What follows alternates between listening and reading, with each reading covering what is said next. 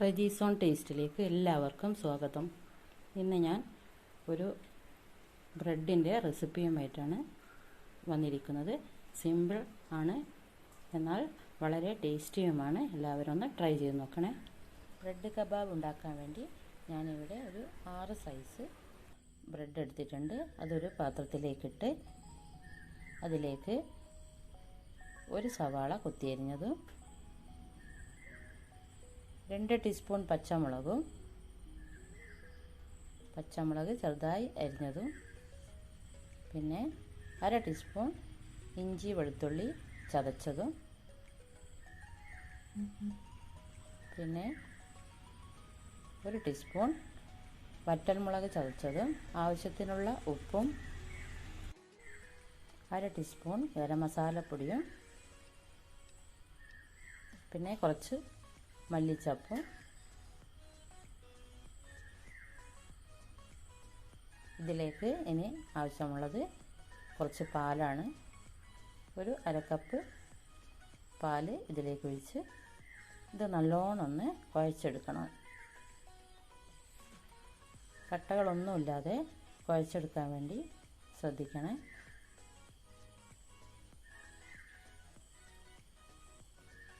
ഇനി നമുക്ക് ഇതിലേക്ക് വേണ്ടത് ഒരു കോഴിമുട്ടയാണ്.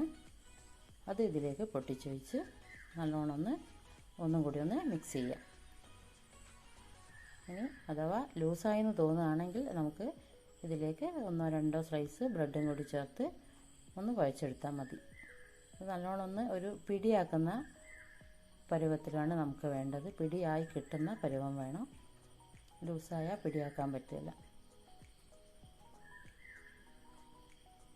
ഇനി നമുക്കിതിനു വേണ്ടി ഒരു മൈദമാവ് തയ്യാറാക്കണം. അതിനു വേണ്ടി കുറച്ച് മൈദ എടുത്ത് അതിലേക്ക് കുറച്ച് വെള്ളം ഒഴിച്ച് ഇതുപോലെ കട്ട കെട്ടാതെ അത്യാവശ്യം ലൂസായിട്ട്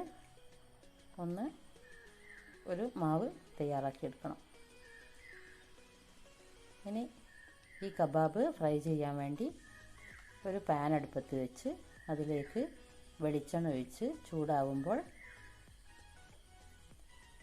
നമ്മുടെ ബ്രെഡ് തയ്യാറാക്കി വെച്ച ബ്രെഡിൽ നിന്ന് കുറച്ചെടുത്ത് ചെറിയ പിടികളാക്കി, അങ്ങനെ ചെറിയ പിടികളാണ് വേണ്ടത്. ഈ മൈദാമാവിൽ മുക്കി ഈ ബ്രെഡ് ക്രംസിൽ ഒന്ന് പൊതിഞ്ഞെടുക്കണം. ഇത് 2-3 ബ്രെഡ് എടുത്ത് മിക്സിയിലിട്ട് ഒന്ന് പൊടിച്ചെടുത്തതാണ്. ഇതിലേക്ക് അത് ഇതിൽ പൊതിഞ്ഞ് ഇങ്ങനെ വെളിച്ചെണ്ണയിലിട്ട് ചൂടായ വെളിച്ചെണ്ണയിലേക്കിട്ട് എല്ലാ ഭാഗവും ഒരുപോലെ വെന്ത് വരുന്നതിനനുസരിച്ച് മാറ്റി ഇട്ട് കൊടുക്കണം. ഒരു ബ്രൗൺ കളറാവുന്നത് വരെ ഇതൊന്ന് പൊരിച്ചെടുക്കണം.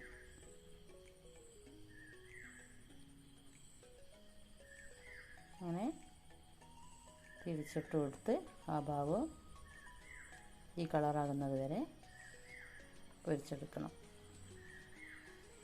ഇനി ഇത് കോരിയെടുത്ത് അടുത്ത ബാച്ചും ഇട്ട് കൊടുക്കാം.